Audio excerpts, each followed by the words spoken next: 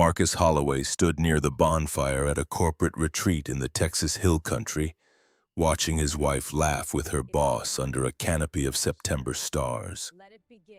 47 people from Vanessa's marketing firm scattered across the lakeside property, most holding craft beers or wine glasses that caught the firelight. The air smelled like mesquite smoke and expensive cologne. Saturday night, September 7th, 2024. Their 8th anniversary was 4 months away, though neither of them had mentioned it in weeks. Vanessa wore the dress he'd helped her pick out 3 days earlier, a black number that cost more than his monthly car payment. She'd asked his opinion in the bedroom mirror, spinning once, and he'd said it looked perfect because it did. Now she stood 15 feet from him, angled toward Blake Ashford like Marcus didn't exist. Blake was everything the company newsletter said he was. 42, Harvard MBA, inherited a commercial real estate portfolio from his grandfather, drove a Range Rover that probably cost more than Marcus's engineering salary. Vanessa had worked under him for 3 years, ever since her promotion to senior marketing manager. Tonight, Blake's laugh carried across the bonfire deep and easy, the kind that made other people want to join in. Marcus sipped his beer and felt the bottle's weight in his hand. He'd driven 4 hours from Houston to Austin for this retreat, left a critical pipeline inspection report half-finished on his desk, because Vanessa said it mattered. Spouses and partners invited, she'd told him. Everyone's bringing someone. Don't make me look bad. He hadn't realized "don't make me look bad" meant stand alone by the fire while she worked the crowd. A woman from accounting whose name Marcus couldn't remember smiled at him from across the flames. He nodded back, polite but not encouraging. The last thing he needed was small talk about quarterly projections or whatever it was. Marketing people discussed when they weren't selling things. Vanessa's voice cut through the ambient noise, sharp and clear. Honestly, I regret marrying him every single day. The words landed like a physical blow. Marcus's hand tightened around the beer bottle, condensation slick against his palm. He looked up and saw her face in profile, lit orange by the flames. She wasn't looking at him. She was looking at Blake, who'd asked some question Marcus hadn't heard. Blake's expression shifted, uncomfortable for half a second before settling into something that might have been sympathy. That's rough, Blake said, his tone careful. How long have you been married? 8 years in January, 8 years of... Vanessa trailed off, gestured vaguely with her wine glass. The motion was dismissive, like she was swatting away an insect. A few people nearby had stopped their conversations. Marcus counted 6 faces turned their direction, witnesses to whatever this was becoming. What Vanessa didn't know, what Blake Ashford definitely didn't know, was that Marcus had spent 7 months preparing for this moment. Not this exact moment, not this specific bonfire in the hill country with 47 marketing professionals pretending not to listen. But something like it. Some breaking point where the carefully maintained fiction of their marriage finally shattered in public. 7 months ago, in February, Marcus had discovered Vanessa's iCloud backup syncing to their shared family account. He'd set it up in 2023, back when they were still pretending to be a team, back when joint accounts and shared data plans seemed like normal couple things. The backup included her text messages. All of them. Going back 18 months. He'd read 127 messages between Vanessa and Blake before he stopped counting, started screenshotting instead, saved them to a separate folder, password protected, backed up to 3 different locations, including a USB drive in Trey Washington's safe at Lake Norman, North Carolina. Marcus had also spent those 7 months moving money, not stealing, not hiding assets in some offshore account like a movie villain.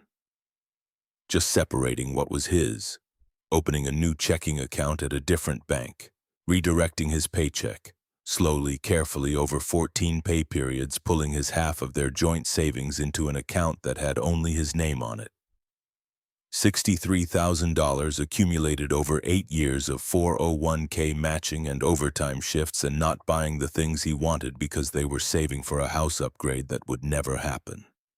He'd hired Patricia Blackwell 6 weeks ago, paid her $5,000 retainer from his separate account, met her twice in her office in downtown Houston, once over lunch at a place far enough from his neighborhood that nobody would recognize him. Patricia was 50-something. Gray hair pulled back tight, a shark in a pencil skirt who'd handled 347 divorce cases and lost maybe a dozen. The paperwork sat in Patricia's office, ready to file. They'd been waiting for the right moment, the catalyst that would make Marcus look justified instead of cruel, waiting for Vanessa to go too far in a way that witnesses could confirm. Apparently tonight was that night. Marcus set his beer down on a nearby table. The bottle made a small sound against the wood, barely audible over the crackling fire and ambient conversation. He walked toward Vanessa and Blake, his work boots crunching gravel, and the witnesses stopped pretending they weren't watching. Vanessa saw him approaching. Her eyes widened slightly, wine glass pausing halfway to her lips. Blake straightened, corporate instincts kicking in, probably calculating how to diffuse whatever workplace awkwardness was about to unfold. Marcus stopped 3 feet from his wife, close enough to speak without shouting, far enough that he wasn't crowding her. The bonfire heat pressed against his left side, September night cool against his right. "Say it again." His voice came out level, almost conversational. No anger in it yet, just a request for clarification. Vanessa blinked at him, her expression shifting through confusion towards something that might have been fear. "Babe, I was just—" "Say what you just said, about regretting marrying me. Say it to my face this time instead of to your boss." The word boss landed with intention. Blake's jaw tightened, but he didn't move. Around them, the bonfire conversations had died completely. 47 people, Marcus estimated, or close to it, all watching now. Phones probably recording because that's what people did these days. Documented everything, turned private moments into content. Vanessa's face went through another series of calculations. She was good at reading rooms, had made a career out of knowing what people wanted to hear. But she'd also had 2 glasses of wine, and Marcus had never pushed back like this before, and she was trapped between maintaining her cool girl persona in front of colleagues and admitting she'd just humiliated her husband in public. She chose poorly. "It's not that serious, Marcus. We were just talking. You're being dramatic." The word dramatic hung in the air like smoke. Marcus heard someone behind him inhale sharply. Another person whisper something he couldn't quite catch. He nodded slowly, let the silence stretch until it became uncomfortable. "I'm being dramatic," he repeated, tasting the words. "You told 40 people you regret marrying me every single day, but I'm the dramatic one for asking you to repeat it." Vanessa's fingers tightened around her wine glass stem. Blake took a small step backward, suddenly very interested in his phone. "You're making a scene," Vanessa hissed, her voice dropping to a whisper that somehow carried across the clearing. "Can we not do this here?" Marcus pulled his phone from his pocket.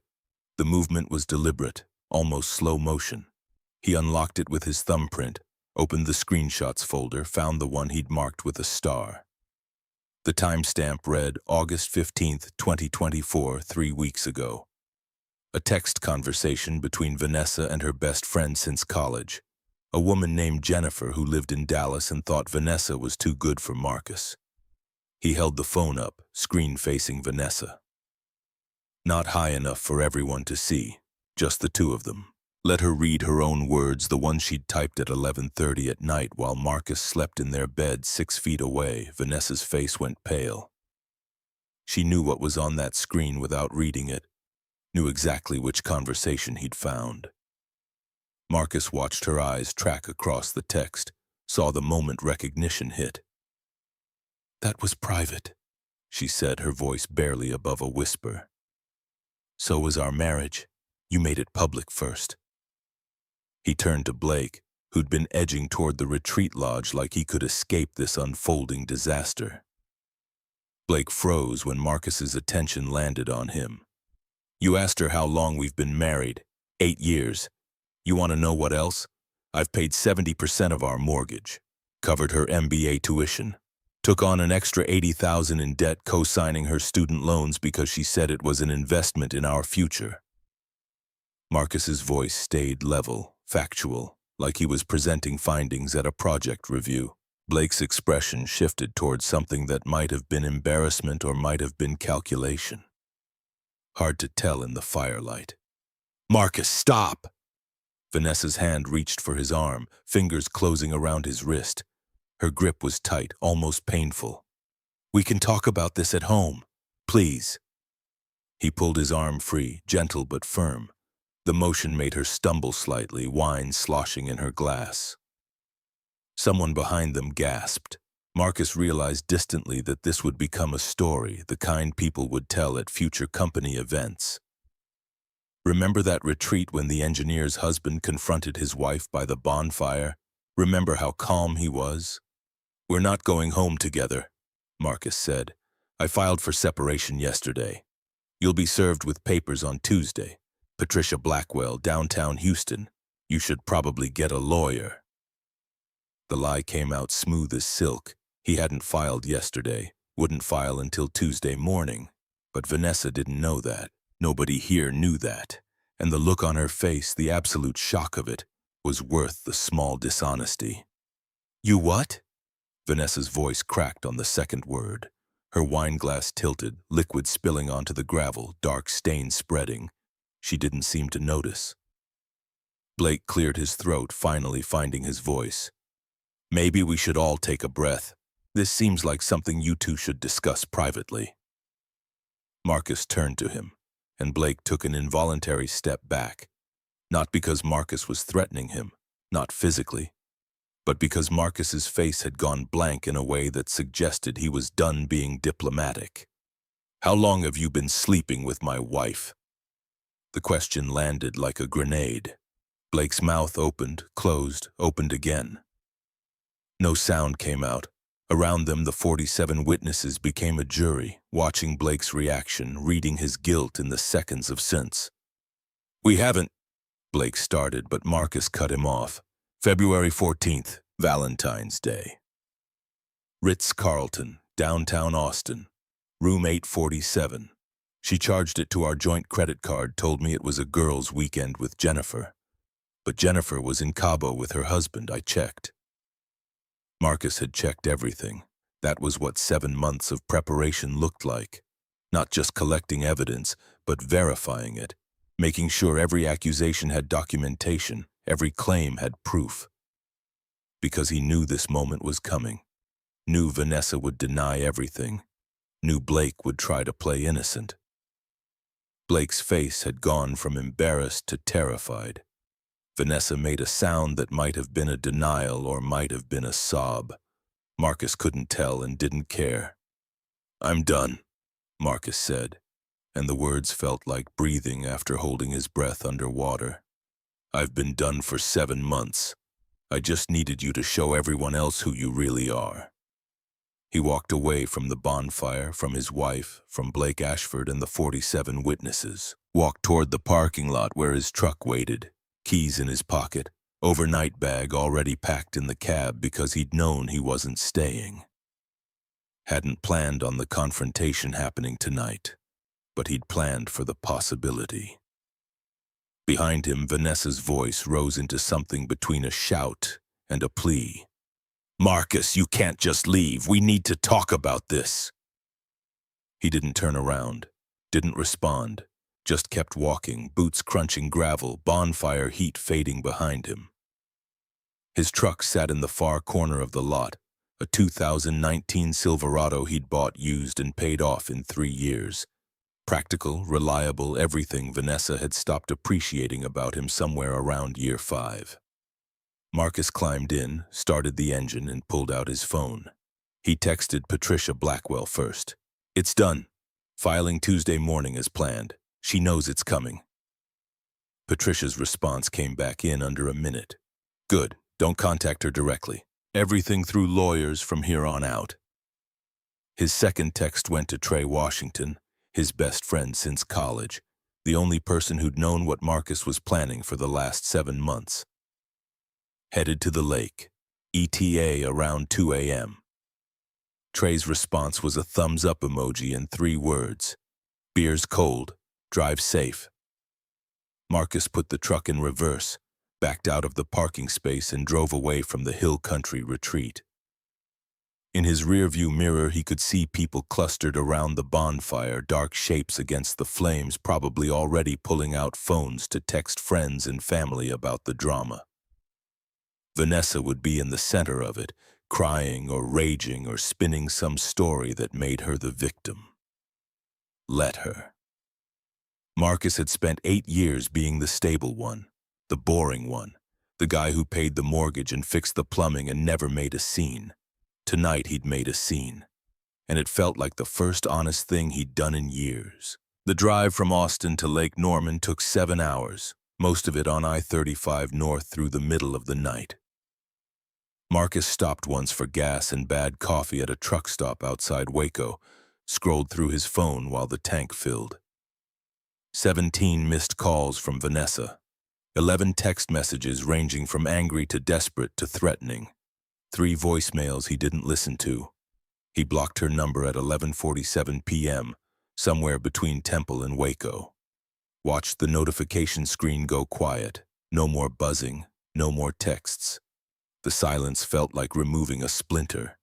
Patricia had told him to document everything, save every message, because Texas was a no-fault divorce state, but judges still cared about behavior, especially when it came to asset division and spousal support, especially when one spouse could prove the other had been systematically draining their joint resources while planning an exit strategy. Marcus had documentation going back 18 months, not just the iCloud texts, though those were damning enough. Bank statements showing Vanessa's spending patterns, credit card bills for the Ritz-Carlton, for designer clothes she'd never worn around him, for restaurants in Austin he'd never been to. A paper trail that told a story even without the text messages. February 2024 had been the turning point. The month Marcus stopped being a husband and started being an investigator. He'd come home from a pipeline inspection in Midland to find their joint savings account lighter by $8,000. When he'd asked Vanessa about it, she'd said it was for a marketing conference in Phoenix, professional development. Her company would reimburse most of it. The reimbursement never came. The conference turned out to be real, but Vanessa's attendance had been virtual. The $8,000 had gone to a long weekend in Scottsdale with Blake, 5-star resort, spa treatments, dinners at places that required reservations weeks in advance. Marcus had found the hotel receipt in her email. She'd forwarded it to her personal account, probably for her own records, not realizing their iCloud family sharing meant he could see everything. The receipt listed 2 guests, 2 robes charged to the room, couples massage at the spa. That was when he'd stopped sleeping next to her. Not obviously, not in a way that would trigger a confrontation. Just started going to bed later, claiming work stress, project deadlines. Started taking the spare bedroom when she was already asleep, claiming he didn't want to wake her with his early alarm. Small separations that added up to distance. By March, he'd consulted with Patricia. By April, he'd opened the separate bank account. By May, he'd started moving his belongings to Trey's lake house, 1 carload at a time, things Vanessa wouldn't miss. Tools from the garage, books from the den, the framed photo of his parents that had sat on his nightstand since they'd died in a car accident in 2019. Vanessa never noticed, or if she noticed, she didn't care enough to ask. Marcus pulled into Trey's driveway at 2:14 a.m., headlights sweeping across the small house set back from Lake Norman's eastern shore. Trey was waiting on the porch, silhouette in the dark, beer in hand. When Marcus cut the engine and climbed out, Trey raised the bottle in salute. "You look like you've been through a war."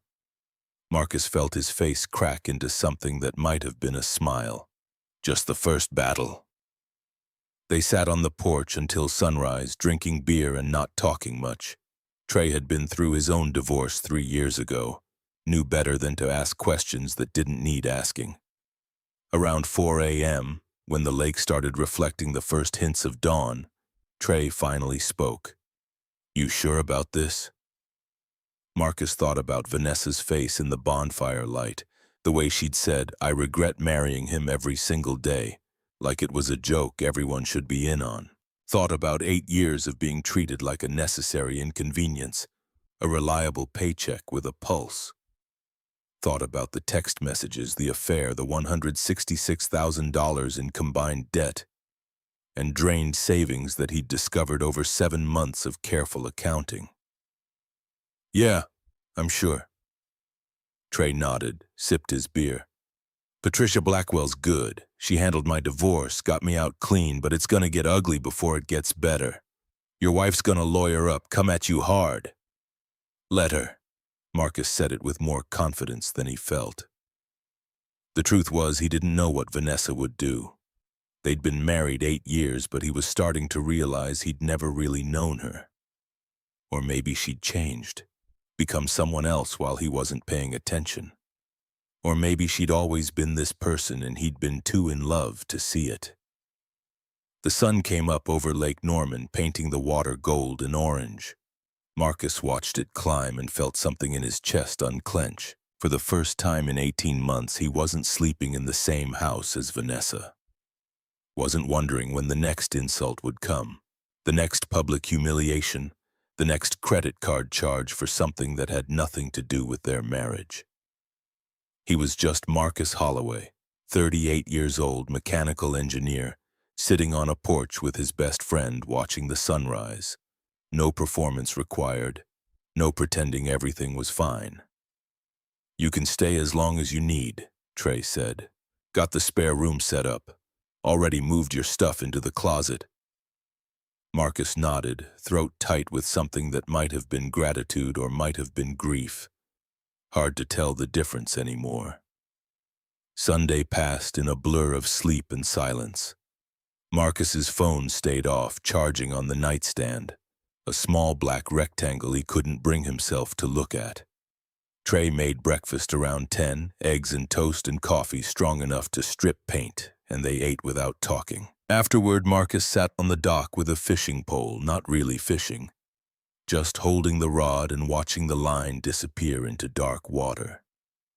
He thought about texting Vanessa's father, Colonel Lawrence Dutch Van Owen, retired Air Force, a man Marcus had always respected and who'd seemed to respect him back. Dutch had pulled Marcus aside at their wedding 8 years ago, gripped his shoulder hard enough to bruise, and said 2 things. "Take care of my daughter and never let her forget where she came from." Marcus had tried. God knows he'd tried. But somewhere along the way, Vanessa had decided where she came from wasn't good enough anymore. The small-town Oklahoma girl who'd worked her way through college waiting tables had become a senior marketing manager who spent $8,000 on weekend getaways and complained that Marcus's engineering salary wasn't ambitious enough. Around 3 p.m., Trey came down to the dock with 2 more beers. "Your phone's been buzzing nonstop. Might want to check it. Could be important." Marcus took the beer but didn't move toward the house. Important was relative. The most important thing had already happened. Everything else was just fallout. But he went inside eventually, picked up his phone, saw 43 missed calls, 27 from Vanessa's number, which shouldn't have worked since he'd blocked her. Except apparently blocking someone on iPhone didn't stop them from calling. Just sent it straight to voicemail. 12 from numbers he didn't recognize. 4 from a Houston area code that might have been Vanessa's brother Andre. 3 voicemails. Marcus listened to the first one, Vanessa's voice high and tight with panic. "Marcus, what the hell? You can't just drop a bomb like that and leave. Everyone's asking questions. Blake's furious. My boss wants to know if I need time off for personal issues. Call me back. We need to talk about this like adults." He deleted it without listening to the other two. Adults didn't ambush their spouses at company retreats. Adults didn't charge affair getaways to joint credit cards. Adults didn't spend 18 months planning an exit strategy while pretending everything was fine. Monday morning came too fast. Marcus woke at 6, habit from years of early shifts, and lay in Trey's spare bedroom staring at the ceiling. Today was a normal workday. He had pipeline inspections scheduled, reports due, a team meeting at 9. But nothing about his life was normal anymore, and the idea of sitting in a conference room pretending to care about stress corrosion cracking felt impossible. He called in sick for the first time in 3 years. His supervisor, a man named Roger Chen, who'd always been decent to Marcus, accepted without question. "You sound rough. Take care of yourself. We'll cover your inspections." Marcus thanked him and hung up. Felt guilty for maybe 30 seconds before the guilt evaporated. He had 184 hours of unused sick leave accumulated. He could afford one day to get his head right. Patricia Blackwell called at 8:15. "We're filing in 90 minutes.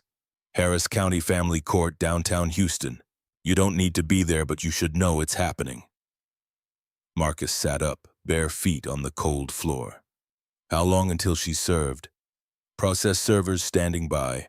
Soon as the filing hits the system, he'll serve her at work, probably around 11 a.m. "You ready for that?" "No." "Yes. Maybe."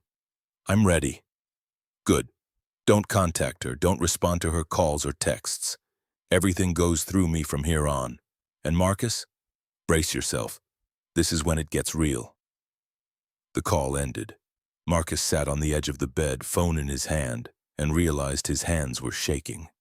Not from fear, from something else. Relief, maybe, or vindication, or just the physical release of carrying a secret for 7 months and finally letting it detonate. At 10:47 a.m. His phone buzzed with a text from a number he didn't recognize. "This is Patricia. She's been served. Expect fallout." Marcus put the phone down and walked out to the dock.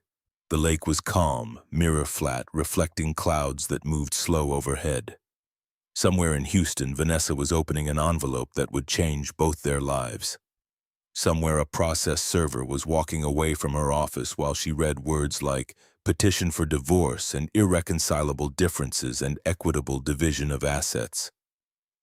Marcus wondered if she'd cry, if she'd rage, if she'd call Blake and ask what to do, if she'd finally understand that all those jokes about regretting their marriage, all those public humiliations, all those credit card charges and secret texts had consequences.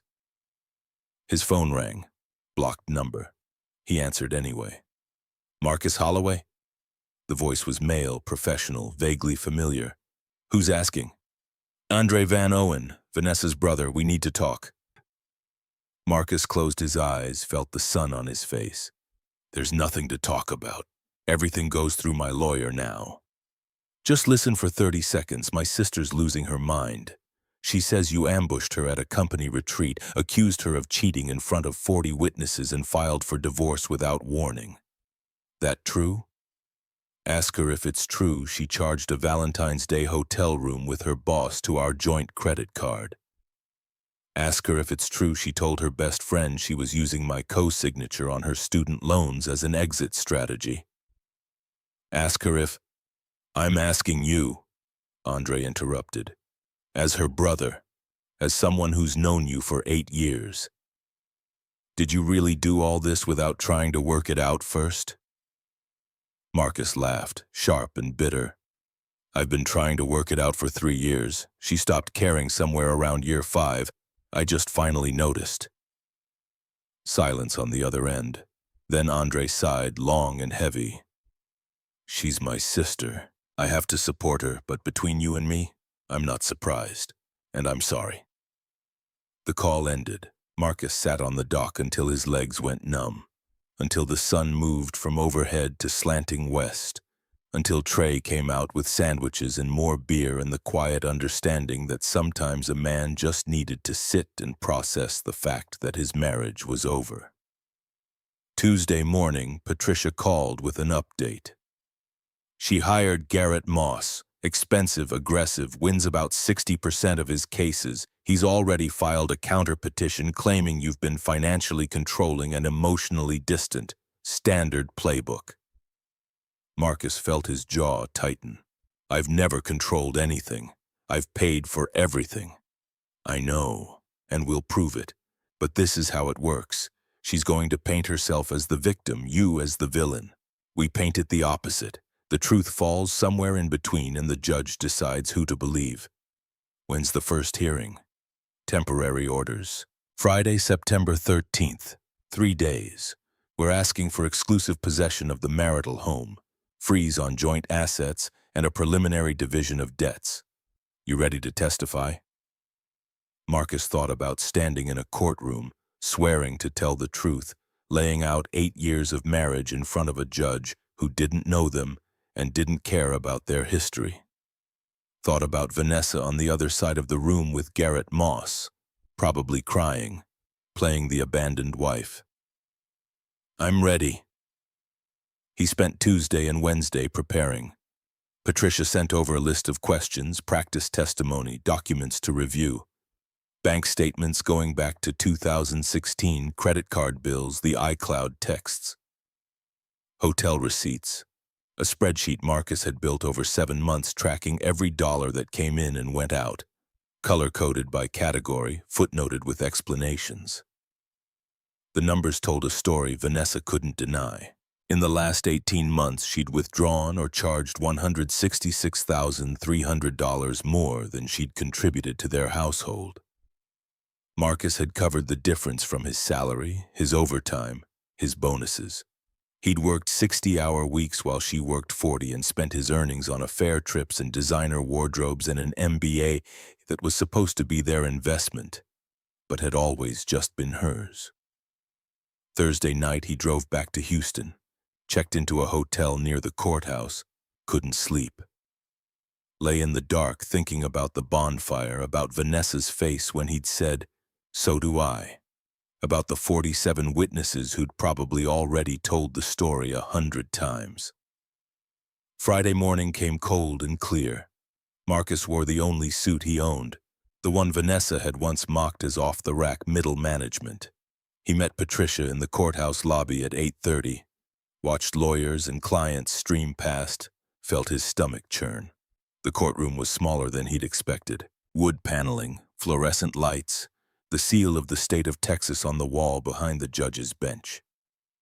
Vanessa sat at the defendant's table with Garrett Moss, her hair pulled back, minimal makeup, the picture of a wronged wife. She didn't look at Marcus when he entered, just stared straight ahead, hands folded in her lap. Judge Martinez entered at 9 sharp, older woman, stern expression, reading glasses on a chain. She reviewed the petitions, looked up at both sides. This is a hearing for temporary orders. Mr. Moss, you're representing the respondent? Garrett stood, buttoned his suit jacket. Yes, Your Honor, Garrett Moss for Vanessa Pierce Curtis. Ms. Blackwell for the petitioner? Patricia stood. Yes, Your Honor, Patricia Blackwell for Marcus Holloway. The judge nodded, made a note. Let's begin. Patricia opened with a motion to freeze all joint accounts pending final division. She presented the spreadsheet first, 3 feet of printed paper that unfolded across the defense table like an accordion. Garrett objected before she'd finished unfurling it. Your Honor, this is theatrics. We have digital copies. Judge Martinez peered over her reading glasses. I'll allow it. Continue, Ms. Blackwell. Patricia walked the judge through 18 months of transactions. Every withdrawal Vanessa had made appeared in red. Every deposit Marcus contributed showed in green. The color contrast alone told the story, but Patricia narrated anyway, her voice flat and factual. February 4th, 2023. $8,000 withdrawal, joint savings, purpose listed as professional development, no reimbursement ever posted. March 16th, same year, $4,000 charged to joint credit card luxury handbag retailer. April 9th, $3,500 spa weekend. June 2nd, round-trip flights to Scottsdale, 2 passengers charged to Mr. Holloway's personal credit card without authorization. Vanessa's face remained blank, but her hands tightened in her lap. Garrett whispered something to her. She shook her head once, sharp. Marcus sat at the petitioner's table watching his marriage get itemized. Each line on that spreadsheet represented a choice Vanessa had made, a priority that didn't include him. The numbers climbed toward $166,300, and Judge Martinez's expression shifted from neutral to something harder. Ms. Blackwell, what's the total dissipation you're claiming?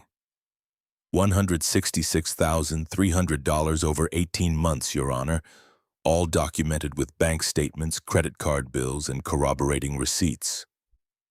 Mr. Holloway contributed 70% of household income during this period, while Mrs. Curtis withdrew funds for personal expenditures that provided no marital benefit.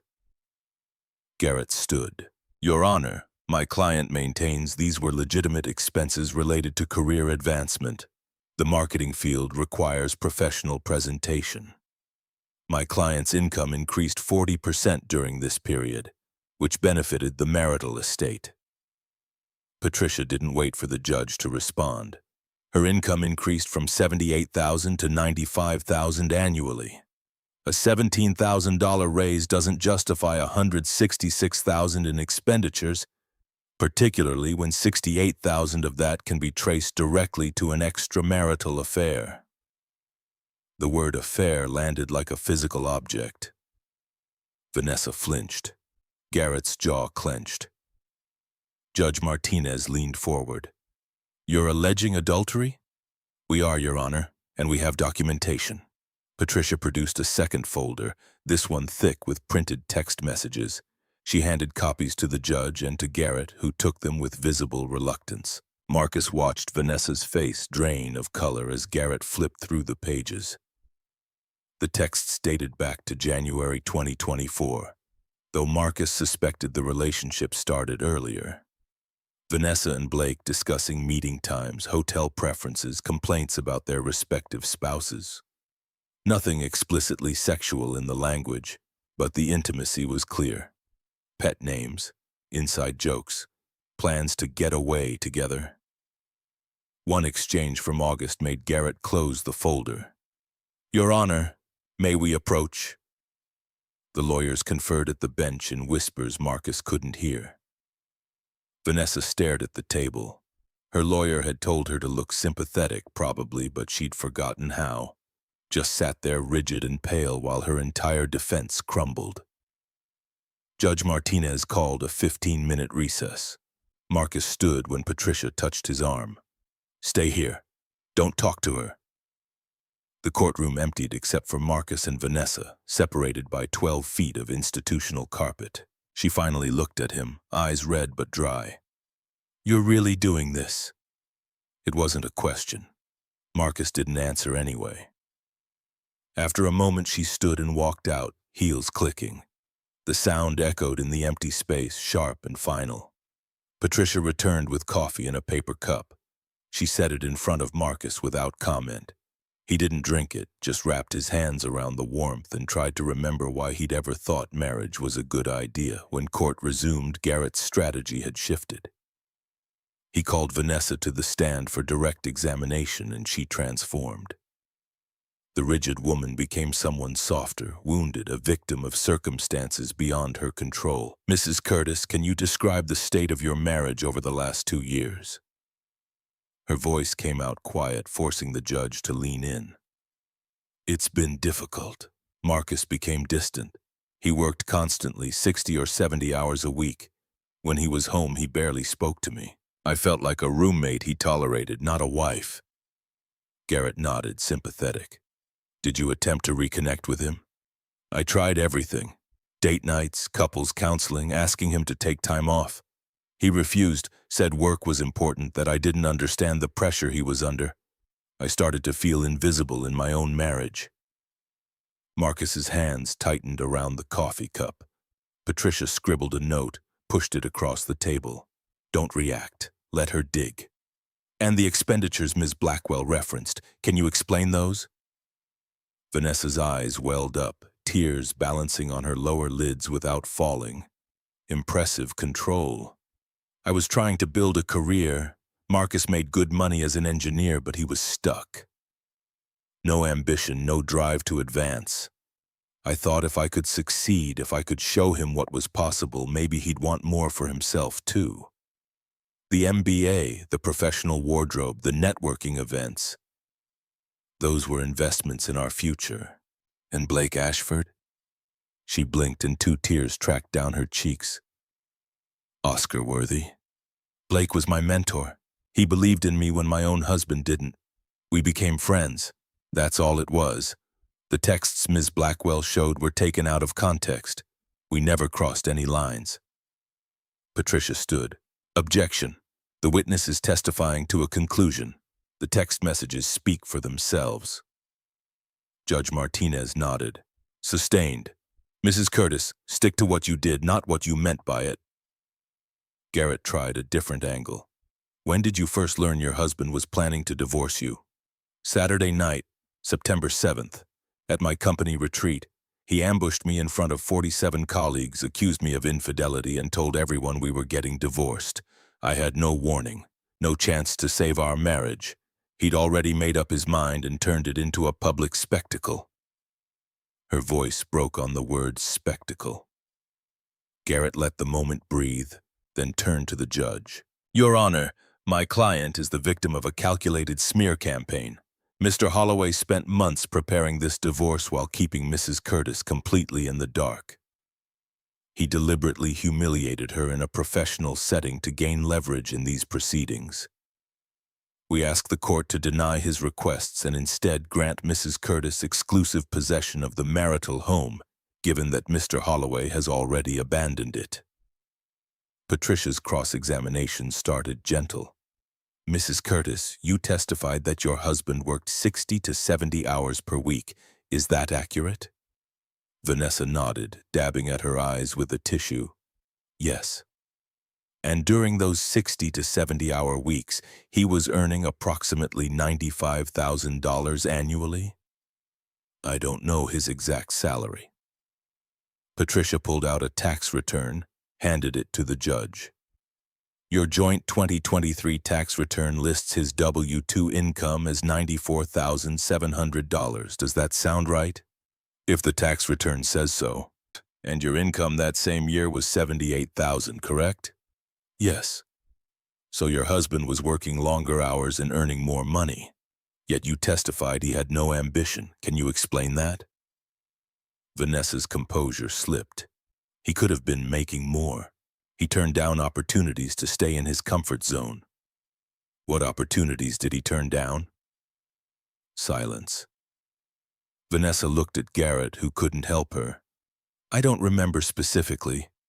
You don't remember, or they didn't exist. Objection, Garrett said. Argumentative. Withdrawn. Mrs. Curtis, you mentioned couples counseling. When did you attend couples counseling? Vanessa hesitated. About 14 months ago, early 2023. How many sessions? 3. And who ended the counseling? Another pause. Vanessa's lawyer had clearly not prepared her for this line of questioning. I did. Why? The therapist wasn't helping. She kept focusing on my behavior instead of Marcus's emotional unavailability. Patricia nodded, pulled another document. I have the therapist's notes here obtained through subpoena. Dr. Rachel Foster documented that you, quote, demonstrated resistance to accountability and became hostile when asked to examine your communication patterns, end quote. Is that accurate? That's her interpretation.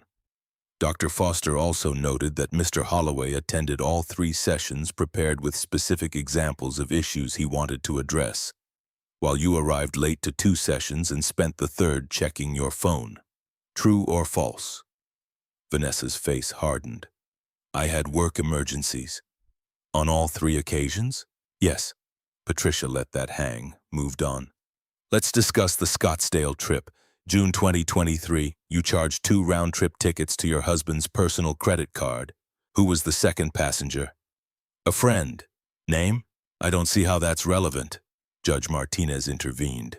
Answer the question, Mrs. Curtis. Vanessa's hands twisted the tissue into shreds. Blake Ashford, your boss. Yes. The same Blake Ashford you claimed was just a mentor, the one you said you never crossed lines with. We didn't. It was a professional trip. Patricia opened the evidence folder, pulled out a hotel receipt. The Phoenician Resort, Scottsdale, June 9th through June 13th, 1 room, king bed, charged to the joint credit card, 2 spa appointments, couples massage. Can you explain how that's professional? The courtroom was silent except for the ventilation system's hum. Vanessa stared at the receipt like it might catch fire. Blake and I shared a room to save money. A king bed? They didn't have 2 queens available. According to the hotel's reservation system, which we also subpoenaed, there were 14 rooms available that weekend, including 6 with 2 queen beds. You specifically requested a king. Why? Vanessa didn't answer.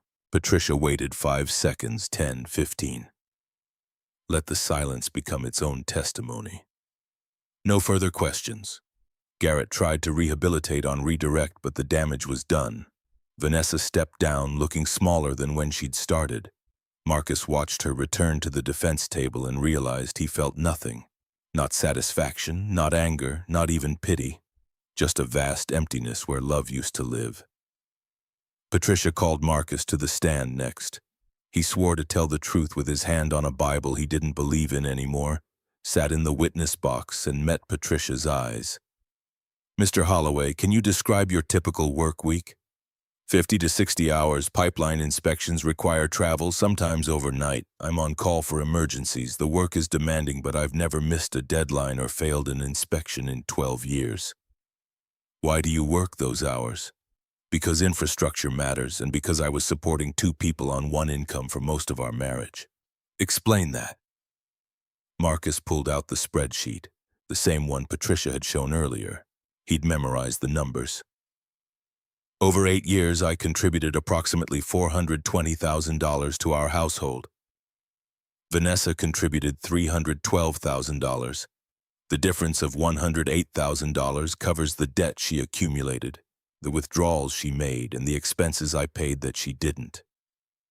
Patricia walked him through specific examples, the MBA tuition he'd co-signed, the mortgage payments he'd covered when Vanessa spent her income elsewhere, the credit card bills for purchases that appeared on statements but never in their home. Did you ever refuse to pay for something your wife needed? Never. If she asked, I found a way. Overtime shifts, delayed maintenance on my truck, skipped vacations, whatever it took. And did she reciprocate? Marcus thought about the night his transmission failed and he'd needed $2,800 for repairs. Vanessa had been in the middle of planning a girls' weekend to Miami, already charged $3,400 to the joint account. He'd asked if she could postpone the trip, use that money for the truck, take the trip later. She'd called him controlling, said he was trying to sabotage her friendships. Went to Miami anyway. He'd taken out a payday loan at 18% interest to fix the transmission. No, she didn't reciprocate. Patricia introduced the loan documents into evidence. Garrett objected on relevance.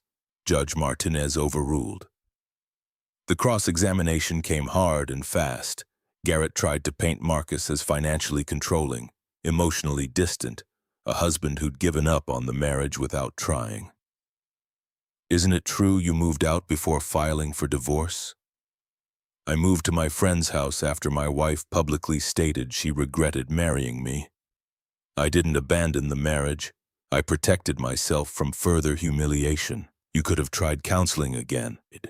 We tried counseling. Your client quit after 3 sessions because the therapist held her accountable.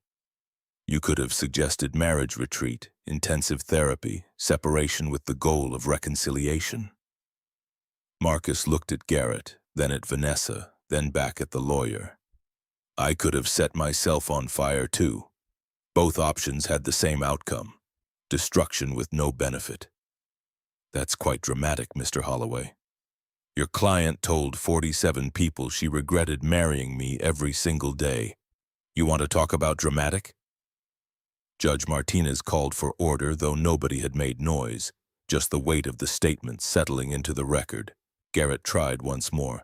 You claim my client had an affair, but you have no proof of physical intimacy. Text messages between colleagues, a shared hotel room that could be explained by budget constraints.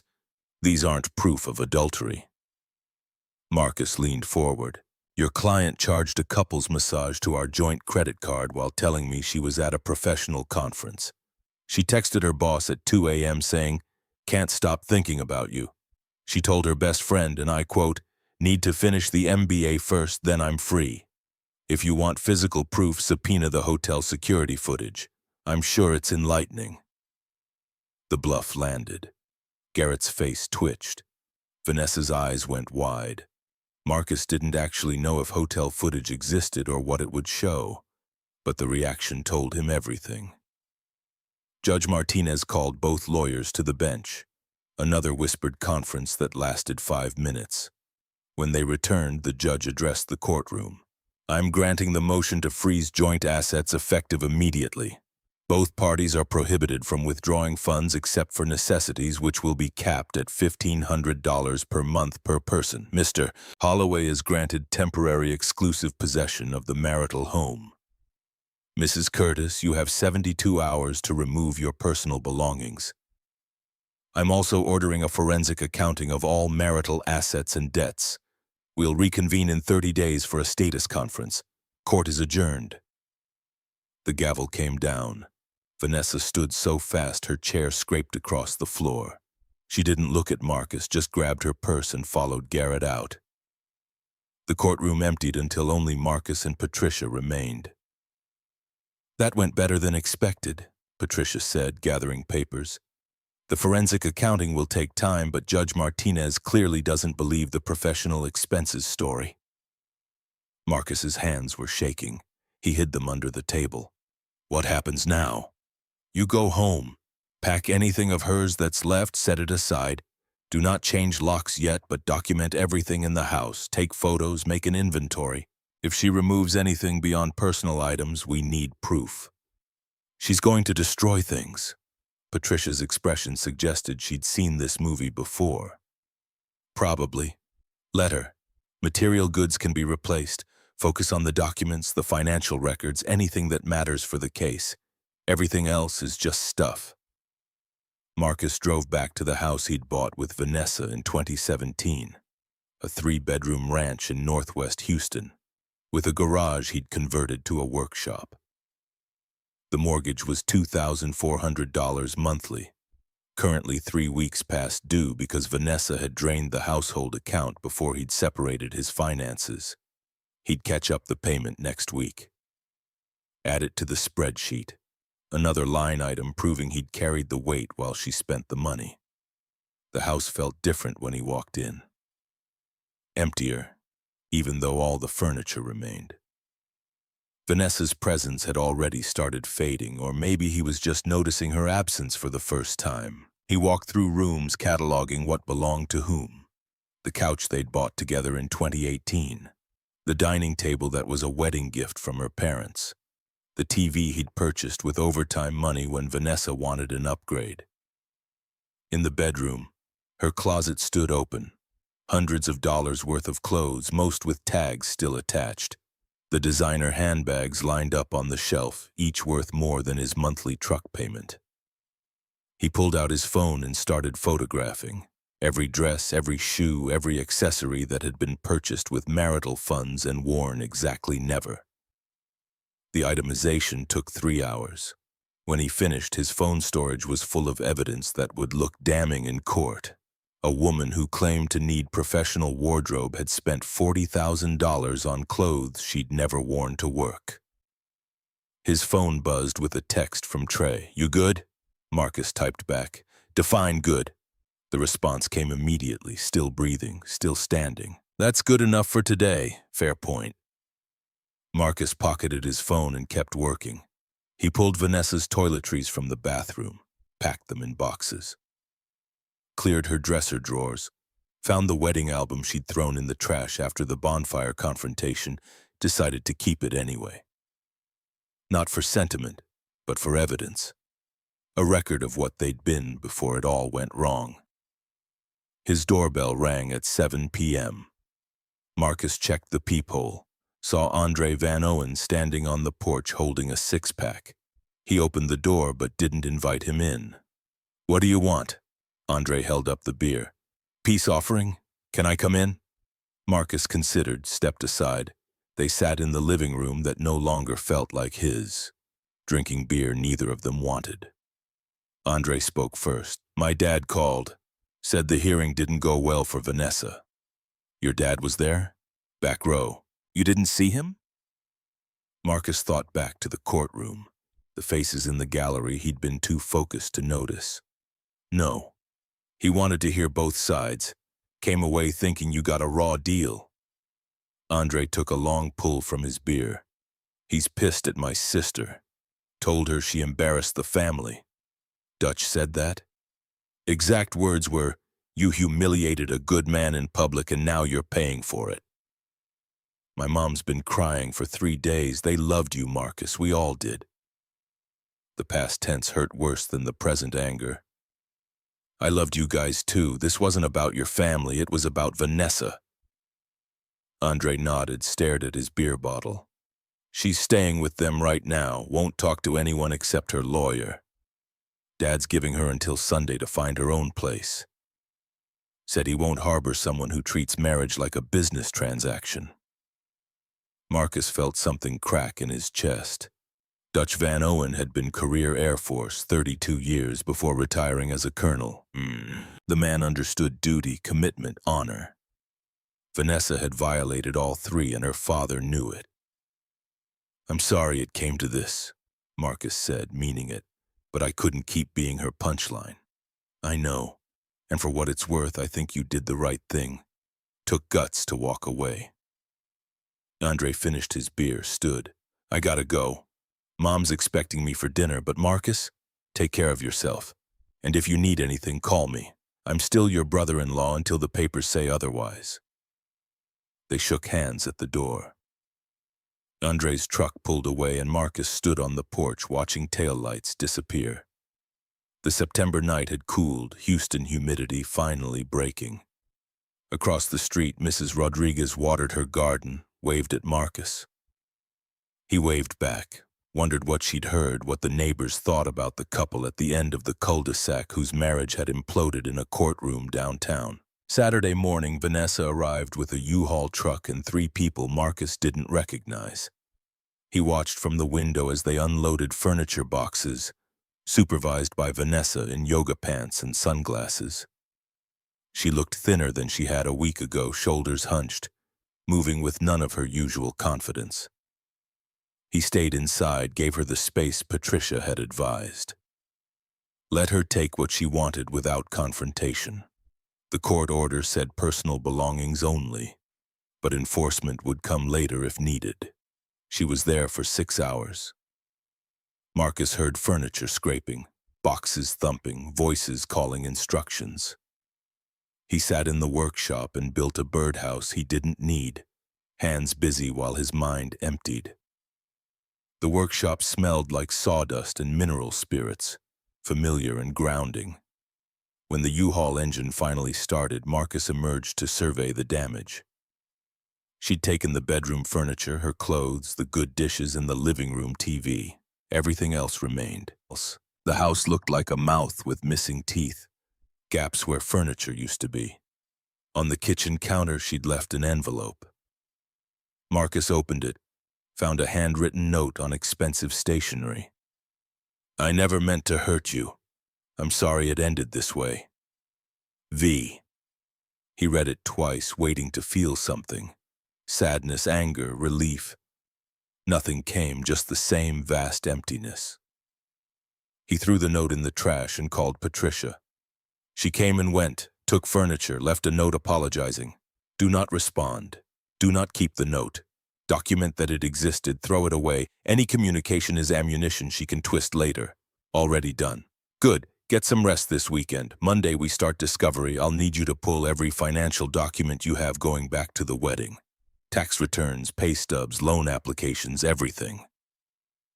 Marcus spent Sunday organizing 8 years of paperwork. He'd always been meticulous with records, a habit inherited from his father who'd been an accountant before the car accident. Every document lived in labeled folders, chronological and indexed. Tax returns in one section, mortgage statements in another, credit cards and bank statements in a third. The story those documents told was brutal in its clarity. Year 1, they'd been partners, contributing equally, building something together. Year 5, the balance started shifting. Year 7, it became obvious, Vanessa spending more, contributing less, the gap widening until Marcus was essentially funding her lifestyle while she saved for an exit. He loaded everything into boxes, drove them to Patricia's office Monday morning. Her paralegal, a sharp woman named Teresa, took the boxes with the reverence they deserved. "This is beautiful work. Most clients show up with shoeboxes full of random receipts. You've got everything indexed." "I'm an engineer. Organization matters." Patricia emerged from her office, saw the boxes, smiled. "This is why we're going to win. Garrett Moss can spin stories, but numbers don't lie." The forensic accountant started work that week. A man named Harold Chen, who looked like he'd never seen sunlight, hunched over spreadsheets with the intensity of a surgeon. He called Marcus on Wednesday with preliminary findings. "Mr. Holloway, I need to ask some questions about specific transactions." Marcus pulled up his own records, matched Harold's timeline. "Go ahead." April 2023. A withdrawal of $12,000 from your individual 401k. Can you explain that? Marcus remembered that month. Vanessa had wanted to attend a marketing conference in Barcelona. International, expensive, supposedly crucial for career advancement. He'd pulled the retirement money, paid the early withdrawal penalty, because she'd said it was an investment in their future. "My wife wanted to attend a conference in Spain. The withdrawal covered her airfare, hotel, and conference fees." "Did she attend the conference?" Marcus paused. "She said she did." "I'll need documentation, registration receipts, conference materials, anything proving attendance." "I'll check." He checked. Found nothing. No conference badge, no materials, no photos from Barcelona, just credit card charges from a hotel that wasn't listed as the conference venue and restaurant receipts that suggested she hadn't been alone. Harold called back Friday. "The conference was real, but your wife wasn't registered. The hotel she stayed at was 30 miles from the venue, and the credit card charges include 2 people for every meal, 2 tickets to a Gaudi exhibit, 2 drinks at multiple bars." Marcus felt his jaw tighten. Who was the second person? "Working on that. But Mr. Holloway, this pattern repeats 8 times over 18 months. Every professional trip she claimed, every conference, every networking event, none of them check out the way she said they would." "What's the total?" "So far, $83,000 in fraudulent expense claims, and I'm only halfway through the records." Marcus thanked him, hung up, sat in his truck in the parking lot of a grocery store, and finally let himself feel it. Not the betrayal. He'd processed that already. But the waste. $83,000 that could have paid off the mortgage, funded actual investments, built something real. Instead, it had funded affair trips disguised as professional development. His phone rang. Unknown number. He almost didn't answer, but something made him pick up. "Mr. Holloway, this is Blake Ashford." Marcus's hand tightened around the phone. "You've got 30 seconds before I hang up and forward this call to my lawyer. I just want to apologize. I didn't know about the divorce until it hit the news. Vanessa told me you two were separated, that it was amicable, that you'd both moved on. The news? Your confrontation at the retreat made the industry blogs. Marketing executive's marriage implodes at company event. It's been shared about 10,000 times." Marcus closed his eyes. "And you believed her? When she said we were separated?" "I wanted to believe her, but no, not really. I knew what we were doing was wrong, I just didn't want to stop." At least he was honest. "Why are you calling me?" "Because I'm getting divorced, too." My wife found out. She's taking the kids, the house, everything. And I realized I destroyed 2 families for something that wasn't even real. I'm sorry. I know it doesn't matter, but I'm sorry. Blake hung up before Marcus could respond. The apology landed hollow, useless, too late to change anything. But it confirmed what Marcus already knew. Vanessa had lied to everyone. Her family, her colleagues, her lover. Built a reality that existed only in her head and expected everyone else to live in it. Patricia called Monday with a proposal from Garrett. He's offering settlement. Vanessa takes 35% of assets, waives spousal support, you keep the house and your retirement accounts. That's less than half, because he knows what the forensic accounting will show. He's trying to cut losses. I recommend we counter at 25% given the dissipation and affair evidence. Do it. You sure this could be over in 60 days if we settle now? Marcus thought about the house, the mortgage he'd paid alone for 18 months, the retirement account he'd raided to fund fake conferences. Thought about 8 years of trying, of bending, of making himself smaller to fit Vanessa's vision of what a husband should be. Counter at 25, she took enough already. The counteroffer went out Tuesday. Garrett responded Wednesday with rejection and a demand for mediation. Judge Martinez scheduled it for early October, gave both sides 4 weeks to prepare their cases. Marcus used the time to rebuild.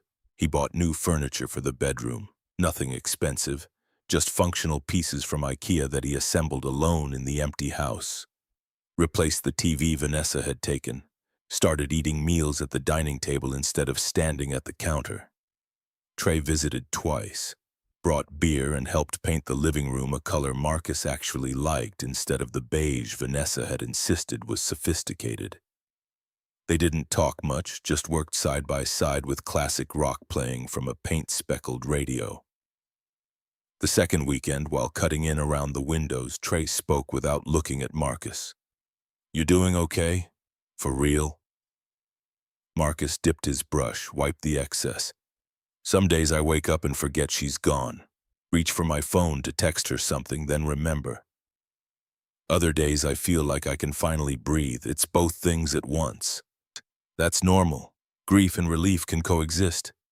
You sound like a therapist. I see one. Twice a month since my divorce. Helps more than I expected." Marcus filed that information away, maybe later when the legal battle finished and life settled into whatever came next. For now he had enough to process without adding therapy homework. October arrived with cooler weather and the mediation date. Patricia prepared him the night before, running through likely scenarios over bad coffee in her office. Garrett will start high. 50% probably claim emotional distress, demand you pay her legal fees. You stay calm, don't react, let me handle the counter. What's our target? 25% assets, she pays her own legal fees, divorce final by December. That's best case. Worst case, we can't agree and go to trial in February. I'm okay with trial. Patricia studied him over the rim of her coffee cup. Trial means depositions. Every detail of your marriage aired in public record. Every fight, every purchase, every text message. Your wife's affair becomes testimony. Blake Ashford might get subpoenaed. It gets ugly. It's already ugly. I'm not giving her half of what I built while she was planning her exit strategy. The mediation took place in a conference room at the courthouse, neutral ground with a court-appointed mediator named Stephen Brooks. Retired judge, gray beard, expression that suggested he'd seen every variation of marital warfare. Vanessa arrived with Garrett wearing a conservative dress that screamed respectability. Her hair was pulled back, minimal jewelry, the costume of a wronged wife seeking fair treatment. She didn't look at Marcus when they entered.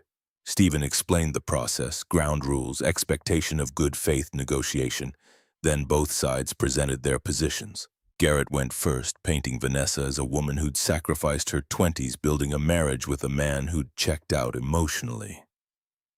He claimed Marcus's long work hours constituted constructive abandonment, that Vanessa's spending was legitimate career investment, that the affair allegations were overblown and unproven. My client is entitled to 50% of all marital assets, including Mr. Holloway's retirement accounts, the home equity, and reimbursement for emotional distress. We're also requesting Mr. Holloway cover her legal fees given his significantly higher income. Patricia responded without notes. Mr. Holloway worked 60-hour weeks supporting a household his wife systematically drained. The forensic accounting shows $83,000 in fraudulent expense claims, $68,000 in affair-related expenditures, and 18 months of financial abuse. My client is willing to offer 25% asset distribution contingent on Mrs. Curtis waiving all spousal support claims and paying her own legal fees. Garrett laughed. 25% is insulting. $83,000 in fraud is insulting. Your client is lucky we're not pursuing criminal charges.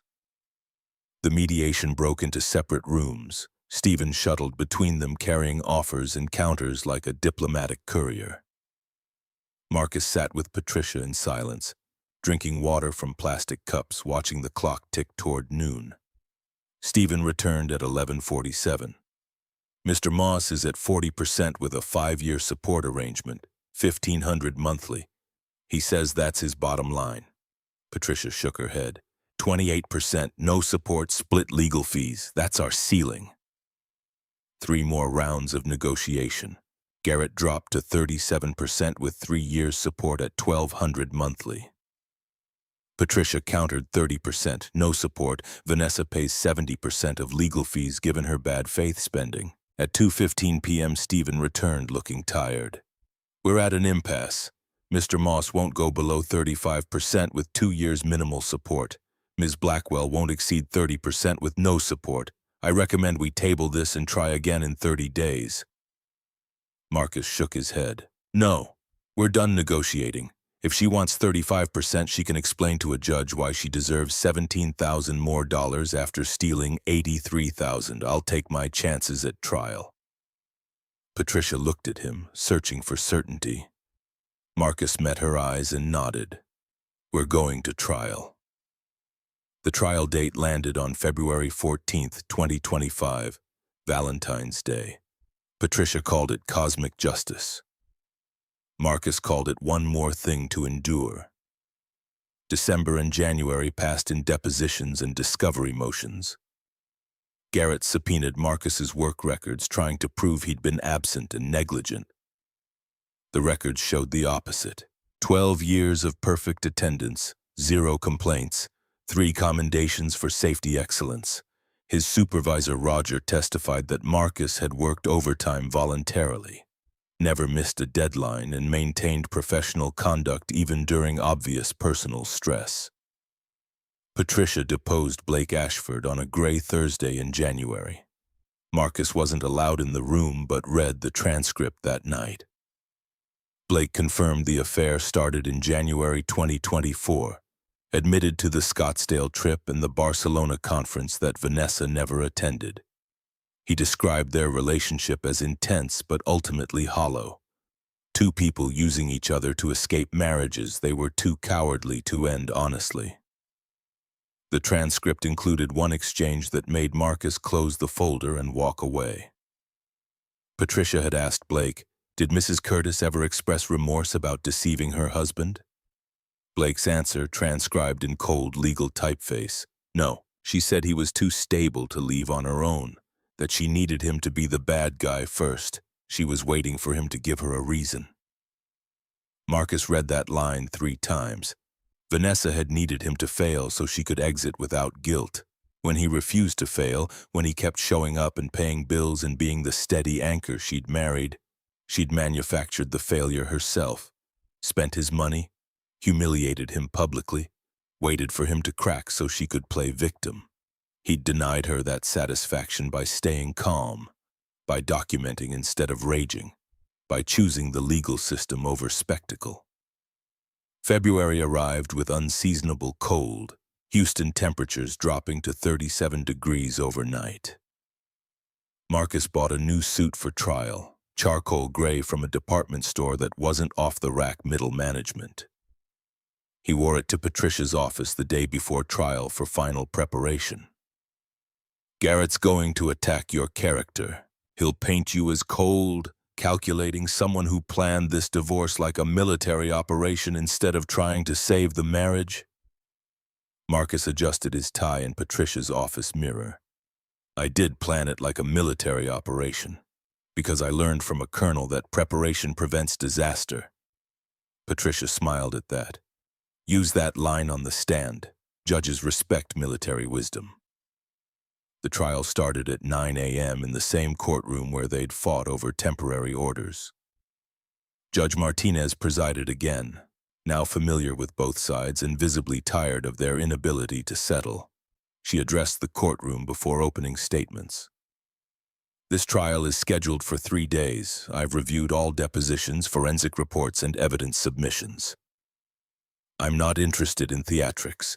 Both counsel will present facts, witnesses will testify truthfully, and we will conclude this matter by Friday afternoon. Understood? Both lawyers agreed. The judge nodded to Garrett. Mr. Moss, your opening statement. Garrett stood, buttoned his jacket, addressed the judge with practiced sincerity. Your Honor, this is a case about a woman who tried to build a career while her husband withdrew into work and isolation. Vanessa Curtis spent 8 years attempting to connect with a man who measured love in dollars instead of devotion. She made mistakes, certainly. The friendship with Blake Ashford crossed professional boundaries, but those mistakes were symptoms of a marriage that died from neglect long before my client sought comfort elsewhere. We ask the court to grant equitable division of assets, acknowledging both parties' contributions to the marital estate and both parties' failures in maintaining their partnership. Patricia's opening cut sharper. Your Honor, this is a case about financial abuse disguised as ambition. The evidence will show that Mrs. Curtis systematically drained marital assets while planning her exit, used her husband's credit and credibility to fund an extramarital affair, and lied to her spouse, her family, and this court about her intentions. Mr. Holloway seeks fair compensation for documented losses and the opportunity to rebuild a life his wife spent 18 months destroying. The numbers tell the story. We ask the court to let them speak. Garrett called Vanessa first. She took the stand in a navy dress that looked borrowed from her mother's closet, sensible and demure. Her testimony followed the script from mediation. Marcus had abandoned the marriage emotionally. She'd tried everything to reconnect. The spending was career investment. Blake was a mistake born from loneliness. Patricia's cross-examination started with the Barcelona trip. Mrs. Curtis, you withdrew $12,000 from your husband's retirement account in April 2023. What was that money for? Vanessa's hands folded in her lap, practiced composure. A marketing conference in Barcelona. International networking was crucial for career advancement. But you didn't attend that conference.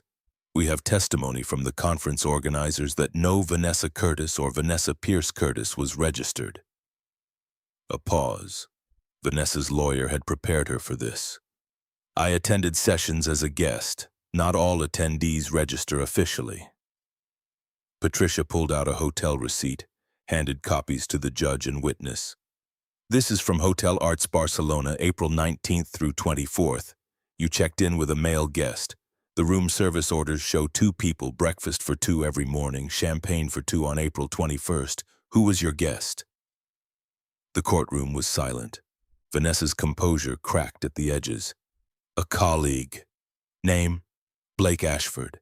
The same Blake Ashford who testified under oath that your affair began in January, 3 months before this trip. We were colleagues in April. Colleagues who shared a $900 per night hotel suite and ordered champagne. No answer. Patricia let the silence work. Mrs. Curtis, the forensic accountant, identified 8 similar trips over 18 months. Phoenix, Scottsdale, Miami, New Orleans, Austin twice, San Antonio, and Barcelona. Total cost to the marital estate, $83,000. Not one of these trips included actual conference attendance. Can you explain that? Vanessa's eyes welled up. The same technique from the first hearing, but this time Judge Martinez's expression didn't soften. I was networking, building relationships that would benefit my career. By charging couples massages and romantic dinners to your husband's credit card while he worked 60-hour weeks to cover the mortgage you weren't paying, Garrett objected. Patricia withdrew and moved on. You testified that Mr. Holloway was emotionally distant. Can you provide specific examples? Vanessa straightened, back on script. He worked constantly. When he came home, he'd go straight to his workshop or fall asleep on the couch. We stopped having date nights. He forgot our anniversary 2 years running. Patricia pulled out a calendar marked with Marcus's handwriting. This is your husband's work calendar from 2023. I'd like you to read the entry for January 14th. Vanessa took the calendar, read silently. Out loud, please. Her voice came quiet. Anniversary dinner. Reservations at Brennan's 7 p.m. And did you attend that dinner? I don't remember. Your husband's credit card statement shows a charge from Brennan's for $287 on January 14th, party of 1. He ate alone because you texted him at 6:45 that you had to work late. Is that correct? Vanessa didn't answer. Patricia flipped pages in the calendar. June 23rd, 2023. What does that entry say? V's birthday, reservations at Papa's. Did you attend your own birthday dinner? I had plans with friends. Plans you made without telling your husband, who'd already purchased a gift and booked a restaurant. The gift receipt is in evidence. A $400 necklace you later returned for store credit and used to buy shoes, correct? Garrett stood. Your Honor, this is harassment. My client's social calendar isn't on trial. Judge Martinez looked at Vanessa with something that might have been disappointment. Overruled. The witness will answer. Vanessa's voice came barely above a whisper. I returned the necklace. Patricia nodded. Because you didn't want jewelry from a husband you'd already decided to leave. You wanted cash you could spend on trips with Blake Ashford. The objection came fast. The judge sustained it, but the point had landed. Marcus took the stand after lunch. Patricia walked him through 8 years of marriage in methodical detail. How they'd met, the early partnership, the slow erosion of respect. She entered into evidence the spreadsheet showing every contribution, every withdrawal, every dollar that told the story of a man carrying weight alone. Garrett's cross-examination tried to paint Marcus as obsessive, controlling, a man who tracked his wife's every move and resented her success. Mr. Holloway, you kept detailed records of every expense for 8 years. That's unusual behavior, isn't it? Marcus met Garrett's eyes. I'm an engineer. I keep records of pipeline welds, pressure tests, safety inspections. Why wouldn't I track finances with the same care? Most couples don't itemize who paid for groceries in 2019. Most couples don't have one partner stealing $83,000. I kept records because I'm responsible. Turns out that responsibility was justified. Garrett shifted tactics. You claim emotional connection was important, but you worked 60 hours weekly. How is that prioritizing marriage? Marcus had prepared for this question with Patricia for hours. The answer came smooth and certain. I worked 60 hours because we had debt, because your client wanted an MBA, a professional wardrobe, networking trips. Someone had to fund that ambition. I prioritized our financial security over personal comfort. Apparently, she prioritized spending my income over respecting my sacrifice. You could have said no. I could have.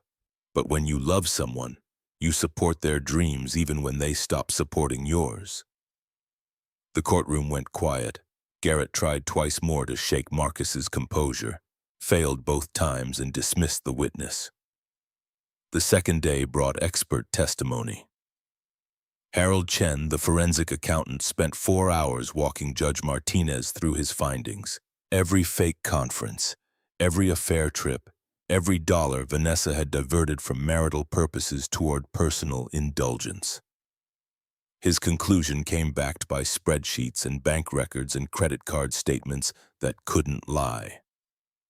Mrs. Curtis dissipated $166,300 in marital assets over 18 months.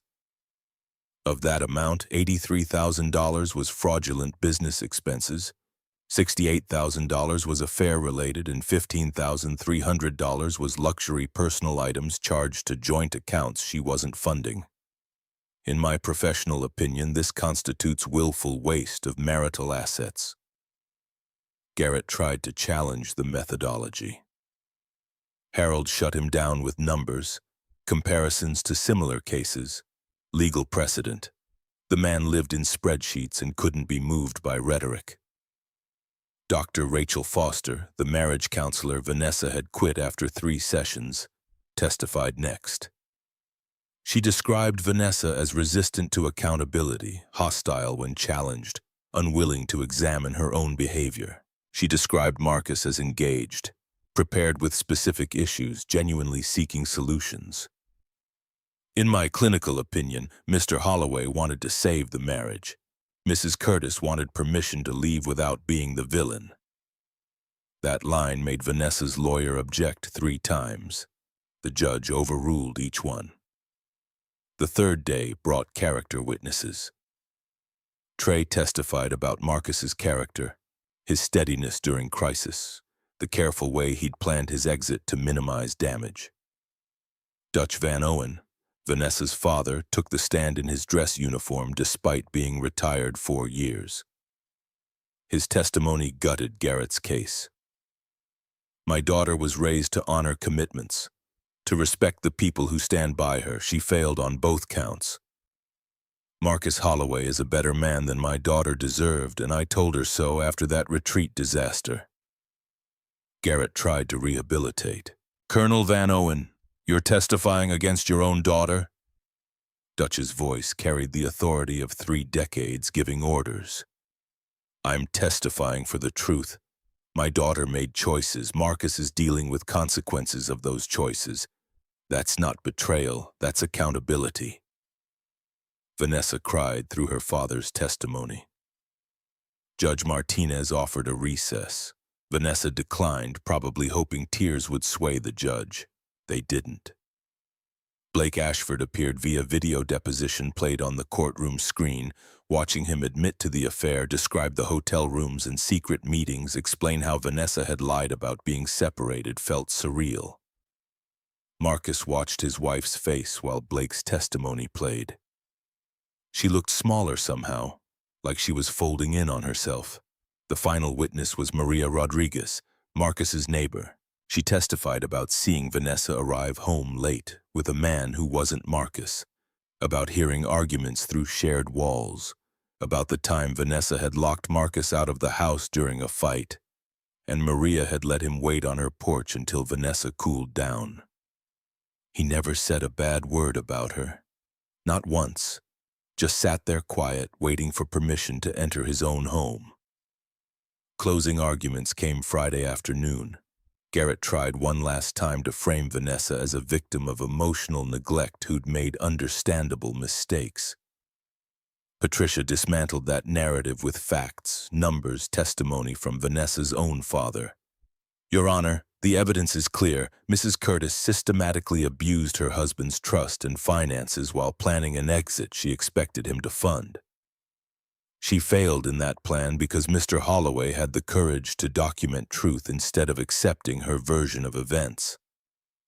He asks only for what's fair. Return what she took, split what they built together. Let both parties move forward. Judge Martinez took 20 minutes to review her notes. The courtroom stayed silent except for the ventilation system and someone's nervous foot tapping. When the judge finally looked up, her expression gave nothing away. I've presided over 847 divorce cases in my career.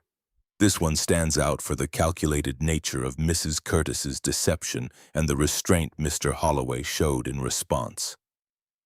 The evidence overwhelmingly supports Mr. Holloway's claims of financial abuse and marital misconduct. Vanessa's hands gripped the table edge. I'm awarding Mr. Holloway 65% of all marital assets, including exclusive ownership of the marital home and his retirement accounts. Mrs. Curtis will receive 35% reduced from the standard 50% split due to her dissipation of marital funds. Each party will pay their own legal fees. No spousal support is awarded. Garrett started to object. The judge raised a hand. I'm not finished. Mrs. Curtis is further ordered to reimburse Mr. Holloway $25,000 for fraudulent expenditures within 6 months, or the amount will convert to a judgment with interest. This divorce is granted effective immediately. Court is adjourned. The gavel came down. Vanessa stood and walked out without looking at anyone. Garrett followed, already on his phone, probably calling to explain the loss to his client's family. Patricia gathered her papers, expression carefully neutral. We won. Marcus felt his shoulders drop, tension releasing after 5 months of carrying it. What happens now? Property settlement within 30 days, her reimbursement payment in 6 months, then you're free. Free. The word sounded foreign. Marcus had been married for 8 years, fighting to end it for 7 months. Freedom felt less like celebration and more like standing in an empty field wondering which direction to walk. The house became truly his in March. Vanessa signed the quitclaim deed without argument.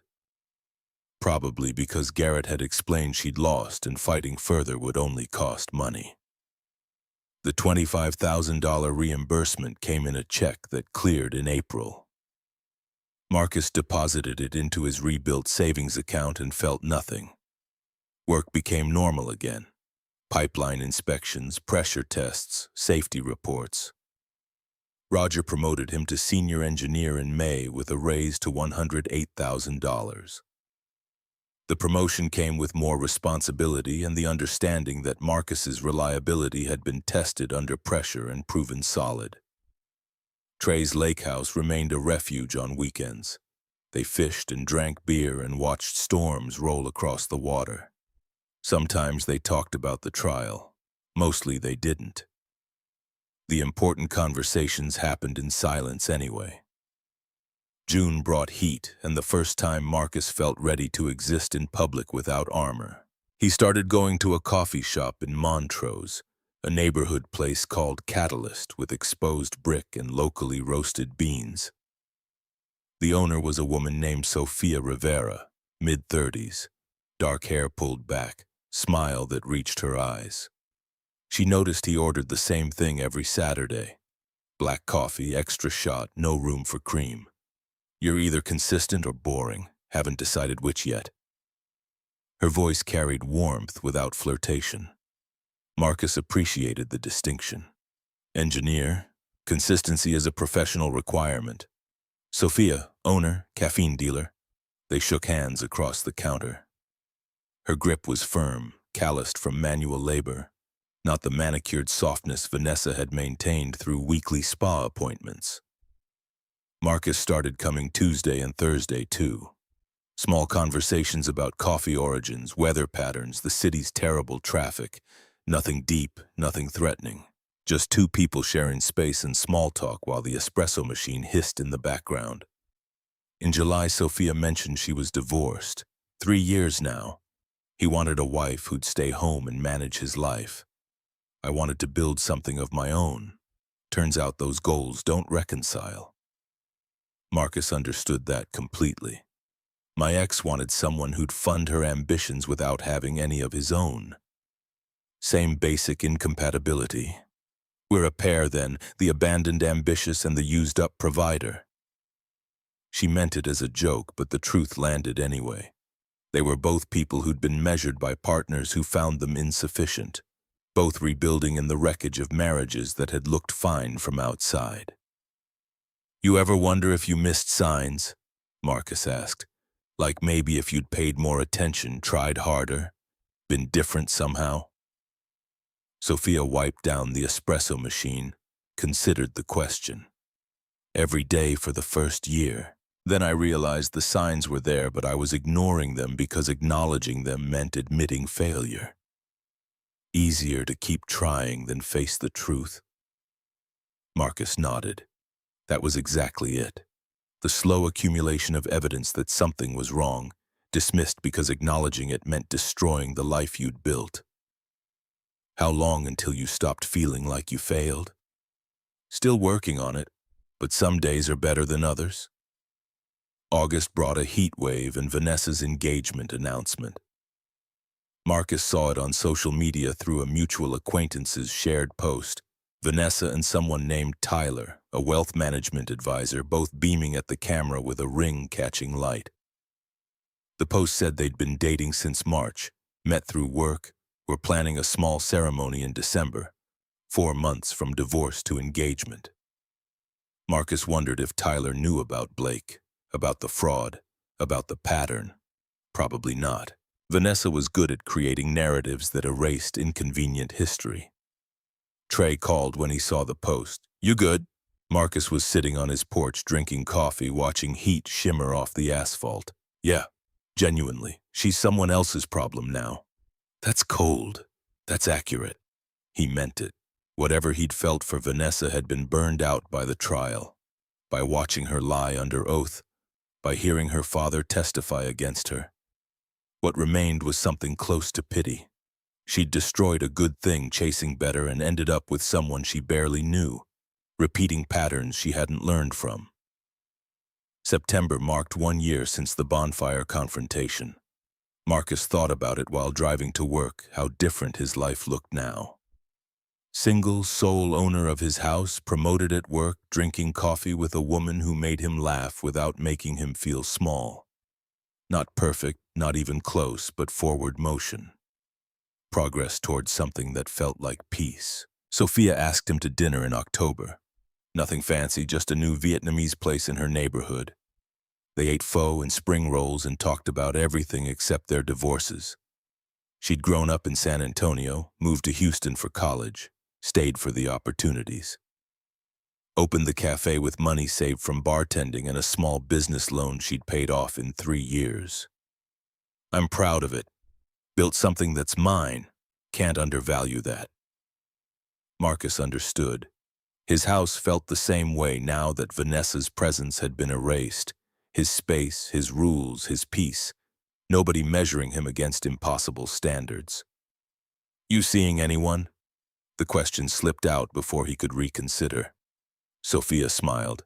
"Depends. You asking?" "Maybe, if that's okay." "It's okay. I like consistency, and you've been consistently showing up for 6 months without expectation. That matters." They started dating with the careful deliberation of people who'd been burned. No rushing, no assumptions, no pretending compatibility could overcome fundamental differences. Just coffee dates that became dinners that became walks around Buffalo Bayou, while the city lights reflected off water. In November, Sophia asked about the divorce. "You don't talk about her, the ex. Is that avoidance or healing?" They were sitting on a bench near the bayou, watching kayakers navigate the current. "Both, probably. I spent 7 months documenting her betrayal, 5 months fighting in court. Talking about it feels like giving her more time than she deserves." "Fair, but you can't just pretend 8 years didn't happen." "I'm not pretending. I'm just refusing to let those 8 years define the next 80. Sophia took his hand, laced their fingers together. "That's healthy. But trauma doesn't disappear because you decide it should. Sometimes you have to talk through the mess to get past it." She was right. Marcus knew she was right. But talking meant reliving. And reliving meant feeling things he'd worked hard to bury. Easier to focus forward than look back. "Tell me one thing," Sophia pressed. "One thing you learned that you'll never compromise on again." Marcus watched a kayaker struggle against the current, fighting water instead of working with it. "Respect isn't optional. Love without respect is just manipulation with better marketing." Sophia squeezed his hand. "There it is. That's the lesson." December brought Vanessa's wedding.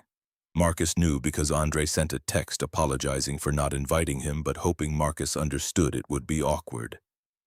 Marcus responded with congratulations and meant it, not for Vanessa, but for himself. The final closing of a chapter that had taken too long to end. He spent Christmas with Sophia and her family in San Antonio. Her parents were warm and welcoming, her siblings loud and teasing. They didn't ask about his divorce or his past, just accepted him as whoever Sophia brought home, which was enough. On the drive back to Houston, somewhere on I-10 between San Antonio and Katy, Sophia asked what he wanted for the new year. Honestly, nothing dramatic, just steady work, good coffee, and someone who doesn't measure my worth by my bank account. That's low expectations for a man who survived what you did. Maybe, but low expectations mean high satisfaction. I'm done chasing someone else's version of success. New Year's Eve found Marcus and Trey on the lake house dock, same as they'd done the previous year. But this time Marcus wasn't processing divorce fallout, just sitting in comfortable silence while fireworks exploded over distant neighborhoods.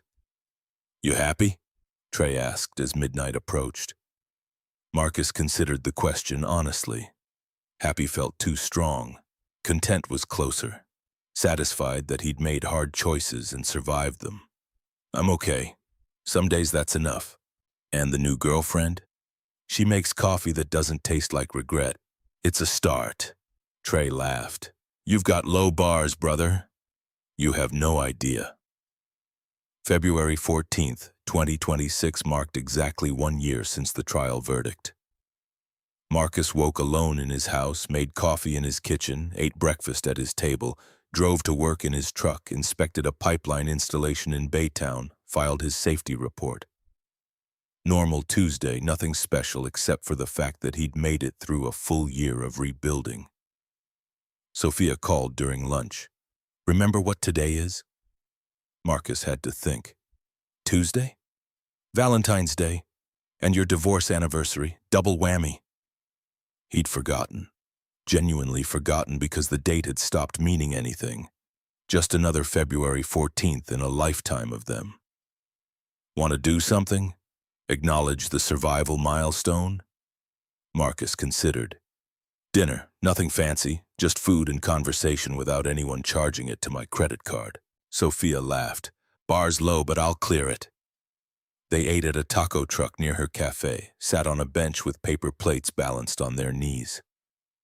Sophia told a story about a customer who'd tried to pay for coffee with homemade art. Marcus described a pipeline supervisor who'd shown up to an inspection drunk. Simple stories, simple moments, building foundation one conversation at a time. "You know what I appreciate about you?" Sophia set down her empty plate. "You don't need me to complete you, you're already whole. Just looking for someone to share space with."